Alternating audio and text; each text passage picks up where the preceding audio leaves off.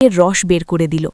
সেই বাসর রাতের সত্যি একটি ঘটনা তোমাদের সাথে শেয়ার করব, তাই পুরো ভিডিওটি কানে হেডফোন লাগিয়ে সাথে টিস্যু অথবা কাপড় নিয়ে রাখো, কারণ এই গল্পটি শোনার পর তোমার বাড়ার পানি ধরে রাখতে পারবে না। আমি অনামিকা। আজ যদি কেউ আমাকে জিজ্ঞেস করে ভালোবাসা কেমন, আমি বলবো ভালোবাসা হলো এমন এক অনুভূতি যা একদিন তোমাকে একা করে, আবার আরেক দিন সারা জীবনের জন্য কাউকে তোমার করে নেয়।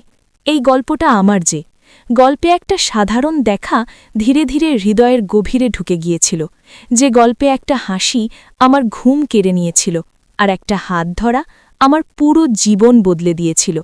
আমি কখনো ভাবিনি একটা মানুষকে ভালোবাসতে ভালোবাসতে একদিন তার নামের সাথেই আমার নাম জুড়ে যাবে। আজ আমি সেই রাতের কথা বলবো, যেখানে প্রেম কথা বলেছিল চোখে চোখে, আর সব শুরু হয়েছিল খুব সাধারণভাবে। একদিন বিকেলে বৃষ্টি ভেজা রাস্তায় হঠাৎ তার সাথে দেখা।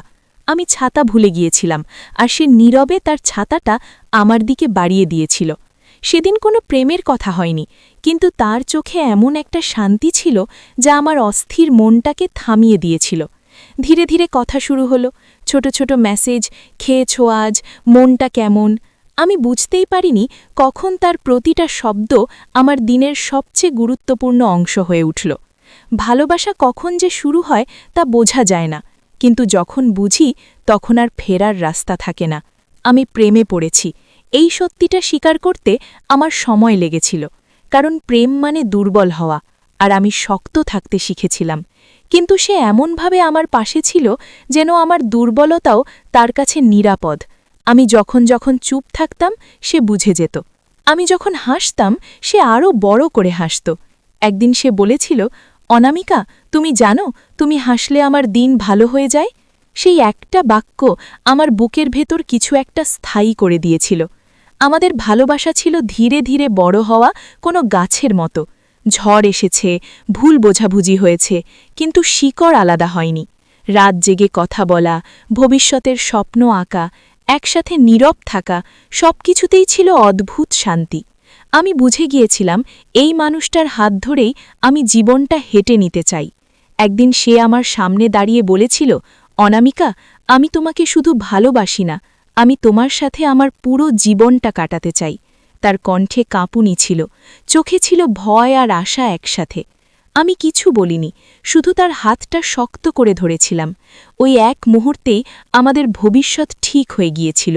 বিয়ের দিন আয়নার সামনে দাঁড়িয়ে আমি নিজেকেই চিনতে পারছিলাম না। লাল শাড়ি, হালকা কাঁপা ঠোঁট, আর চোখে একরাশ স্বপ্ন। যখন সে আমাকে দেখল, তার চোখের ভাষা আমি আজও ভুলিনি। সে ফিসফিস করে বলেছিল, আজ থেকে তুমি শুধু অনামিকা না, তুমি আমার স্ত্রী। ঘরটা ছিল নরম আলোয় ভরা, ফুলের গন্ধে বাতাস ভারী। আমি লজ্জায় মাথা নিচু করে বসেছিলাম। সে ধীরে ধীরে আমার পাশে এসে বসল। কোনো তাড়া ছিল না, কোনো চাপ না, শুধু দুইজন মানুষের হৃদস্পন্দন একই ছন্দে চলছিল। সে বলেছিল, ভয় পেও না অনামিকা, আজ শুধু ভালোবাসা থাকবে।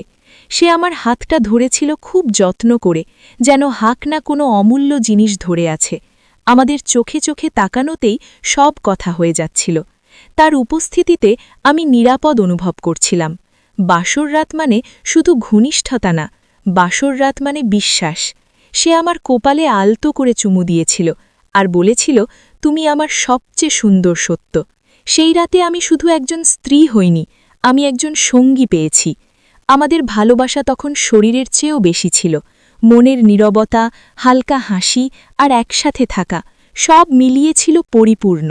আমি বুঝেছিলাম ভালোবাসা মানে দখল নয়, ভালোবাসা মানে আগলে রাখা। আজ অনেক সময় পেরিয়ে গেছে, কিন্তু আমি এখনও সেই অনামিকা যে ভালোবাসায় বিশ্বাস করে।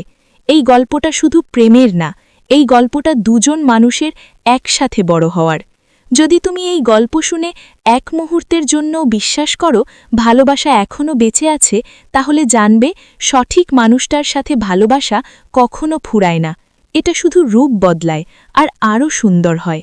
বন্ধুরা, গল্পটি ভালো লাগলে ভিডিওতে একটি লাইক আর চ্যানেলটি সাবস্ক্রাইব করে রাখবেন এমন মজার মজার গল্প শোনার জন্য।